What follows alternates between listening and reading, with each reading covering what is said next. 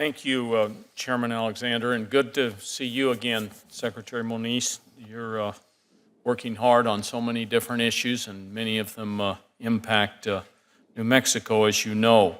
We have two national security labs, Sandia and Los Alamos, that are doing very important national security work on preserving the stockpile and the capabilities. As you know, these major programs include the life extension projects, there's an issue I want to raise there because you have pending contract negotiations for both Sandia and Los Alamos, and I'm concerned about losing sight of the ball during these transitions. Can we have your commitment you'd work to ensure that transitions at the labs are seamless as possible and that we do not lose focus of the important national security work during this period? Yes, and I can assure you that we are already thinking hard about that issue of the transitions, the labs. Good, thank you. All the labs, actually, especially those in New Mexico. Especially those, and I believe the one in California that Ranking Member Senator Feinstein's also. Well, I meant because of the contract, competition. The contracts on those two, yes.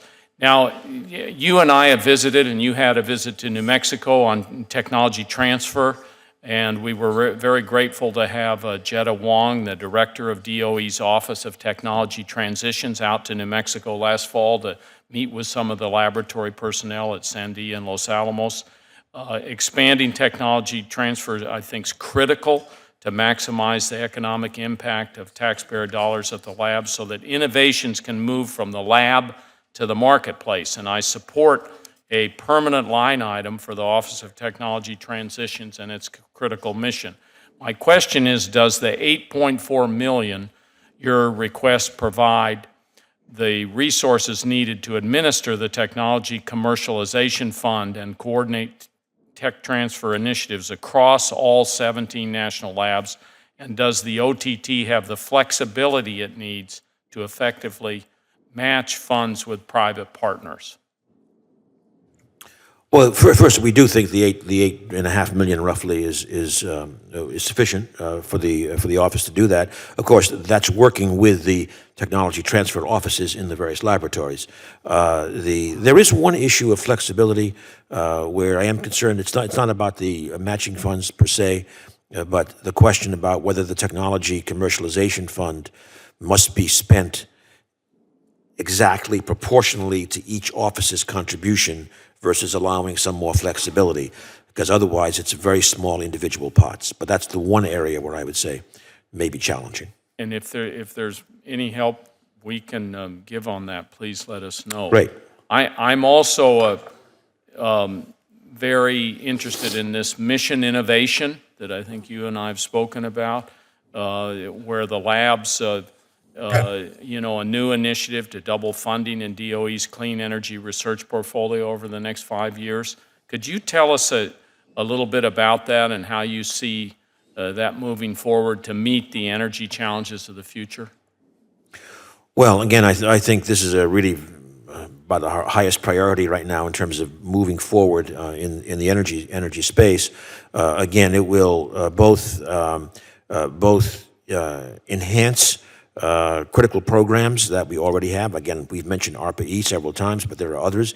The Energy Frontier Research Centers that are both laboratories and universities, the bioenergy centers, a whole set of them, the hubs, which are principally at the laboratories. And there will be within that new areas. For example, we propose a significant expansion, actually a tripling of the energy-water nexus crosscut, and that would include a new hub focused on desalination, energy-efficient desalination, very important. We also have a large grid program. Actually, the labs have put together a grid program, and last year we committed over $200 million to lab-led programs on the grid. But in addition, there'll be some new thrusts. One of which I mentioned in my opening statement is we think that we proposed $110 million to go towards new regional energy partnerships with the idea that that can stimulate innovation ecosystems across our entire country. Great. And I just wanted to double check with you on the opening of WIPP. I understand that you've got it on track to reopen. We believe we're still on track for the late this year to this year. begin in placing true waste. And one of the important things there is making sure that it reopens safely and open Absolutely. in terms of the employees and everyone. And as you know, that's been my main concern with WIPP. But thank you very much for the job you're doing, Mr. Chairman. I yield back.